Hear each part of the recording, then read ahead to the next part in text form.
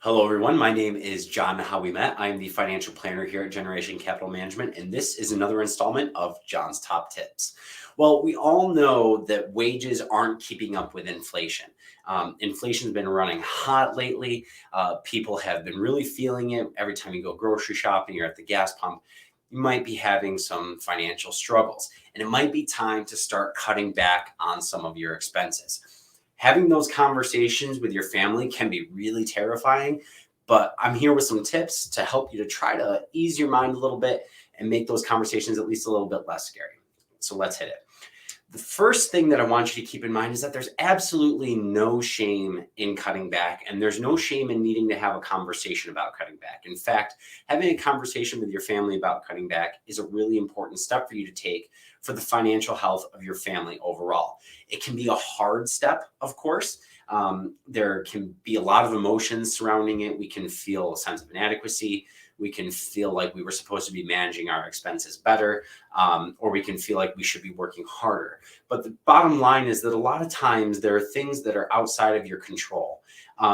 And it's easier now, believe it or not, to take the step to cut back and to have that conversation with your family sort of preemptively than it is for you to have that conversation later on down the road when things have gotten significantly worse and you tried to maintain your lifestyle the way that it was before when it wasn't tenable. So we get to this point where eventually we have to take the plunge into having these conversations with our family if they haven't necessarily been kept in the loop, which can be a very challenging thing. It's like jumping into a pool for the first time that you think is going to be a little bit cold. Of course, your family might not be aware. There might need to be some work that you have to do to get them up to speed. But it is an important step to take to make sure that everyone is on the same page.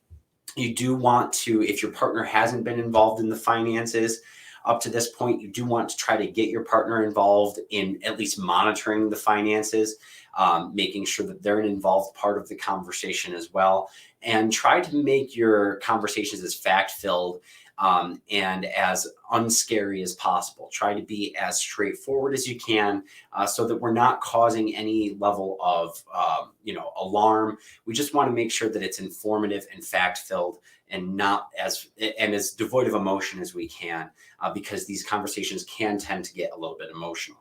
And then from there, or if you are already at a place with your partner or with your family where they are part of the conversation about your finances on a regular basis, it might just be time to bring them into the fold a little bit more, make a little bit more clear to them. As you're going along, we want to have constant conversations with our partners to the extent that you are comfortable having your children or other family members be aware of your financial situation. Keep them updated. Make sure that you have as many eyes on your finances as you can, so that the entire household feels involved, because they do have a part to play, right? Even children in a household have a part to play. There's an appropriate level of involvement that children should have in household finances. If we don't talk to our children about finances in the household, it can lead to things like money secrecy. And what we know about money secrecy is that it can impact children as they come to adulthood and as they start to have their own relationship with money later on down the road. So we want to try to avoid that money secrecy. And we want to try to be as open with everyone in our family as we can, especially because it's going to take work from everyone in the family to make sure that we're all involved in the process of lowering costs and cutting back a little bit when we have some challenging times. So are you having challenging times? It's very natural. It happens. Feel free to reach out to me directly. My email address is jhowe@gencapmgmt.com. We also have a subscription-based financial planning service called Genpowerment.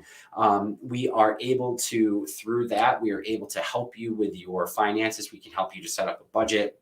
We can help you take a look at what you have coming in versus what you have going out in terms of your expenses as well. So feel free to visit our website, gencapmgmt.com /Genpowerment. And you can see up on the screen there, we've got all of our subscription levels. We have 3 different subscription levels and a one-time offering for you as well. If you just need to sit down for 2 hours and have a conversation with me about one particular topic, we can absolutely do that. So again, don't hesitate to reach out. Don't reach out once it's too late. Reach out preemptively, at least to your family, if not to us here at Generation Capital Management. Again, my name is John Howe-Wemett. I am the financial planner here at Generation Capital Management, and this was another episode of John's Top Tips.